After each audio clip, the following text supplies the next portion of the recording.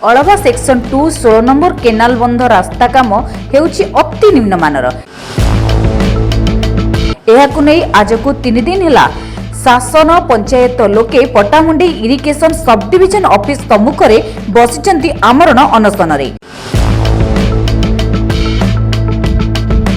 5 ଜଣ ଅନଶନକାରୀଙ୍କ ସ୍ୱାସ୍ଥ୍ୟ ଅବସ୍ଥା ଗୁରୁତର ହେବାରୁ ସେମାନଙ୍କୁ ପଟ୍ଟାମୁଣ୍ଡାଇ ଉପଖଣ୍ଡ ସ୍ତରୀୟ ଚିକିତ୍ସାଳୟରେ ଭର୍ତ୍ତି କରାଯାଇଛି।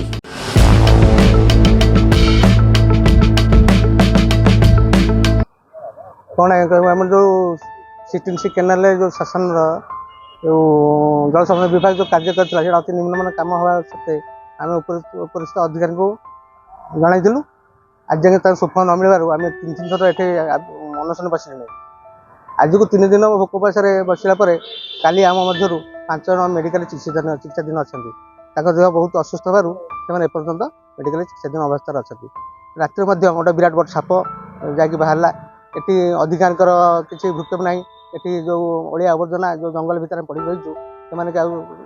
किसी व्यवस्था करते जाओ काली राति साप बाहर जाओ पुलिस स्टाफ से साप को बाड़े जहाँफल कि आज सफा सुफा करके सुरक्षा व्यवस्था देते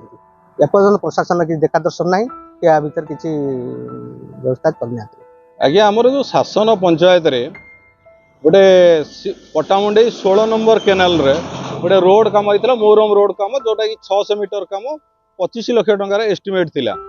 किंतु जितेबाला ड्यूरिंग वर्क रे आमे पचारिथिलु जेई को सेतेबेले से सूचना फलक लगे नथिले काम करोउथिले आउ पचारला बेलू कहले मात्र 9 लाख टंकार काम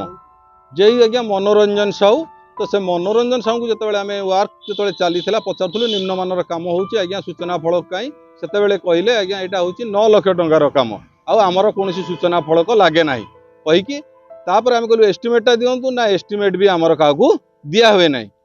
तापर जो कम सरीगला कम पर लगिला सेटा गोटे सूचना फलक लगेले नहीं कि से लिखाला 19 लाख समथिंग से एमाउंटा तापर जोटा आमर गोटे एस्टिमेट पेपर मिलला ऑफिस रु आमे विश्वस्त सूत्र रु पाइलु जो कि एस्टिमेट लिखाई 25 लाख समथिंग तो बर्तमान आमर कहवा कथा आज्ञा से काम संपूर्ण निम्नमान रही बिल्कुल काम 1.5 इंच मात्र काम करी जोठी कि कंपैक्टेड 11 इंच काम होबा कथा सेठी मात्र 1.5 इंच काम कराई कि बाकी पैसा हड़प करा जायछि।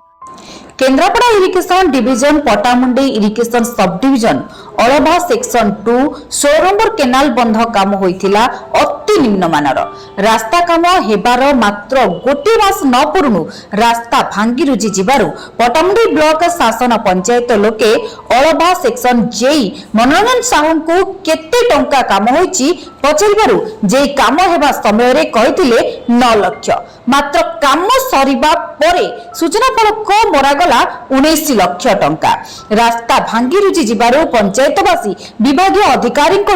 आरंभ करी केन्द्रापड़ा जिलापाल मुख्यमंत्री पर्यंत लिखित अभियोग करने सहित पट्टामुंडाई इरिगेशन सब डिविजन सम्मुख में धारणा बसिबा परे जानिबाकु पाइले 25 लाख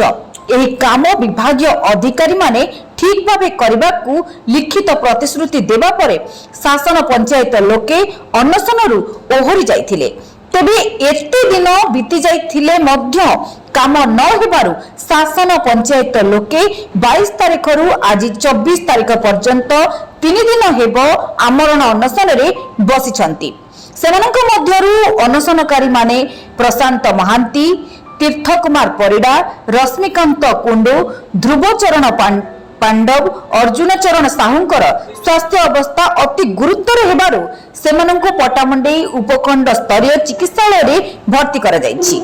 अन्यपटे अनशनकारी माने कहिसंती जे पर्यंत रास्ता मरामती काम न होईछि विभागीय अधिकारी जेई मनोरंजन साहूंको विरुद्ध रे आईनगत कार्यानुष्ठान न निया जायछि से पर्यंत एही आमरण अनशन चालू रहइबो बोली अनशनकारी कहिसंती। जे पर्यंत प्रशासन हमर दाबी पूर्ण न करिछि जेई को उचित दंड न दिया जायछि से पर्यंत आमे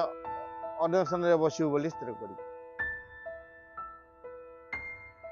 पट्टामुंडाई अशोक कुमार धड़क रिपोर्ट ओडिशा ड्रीम टीवी।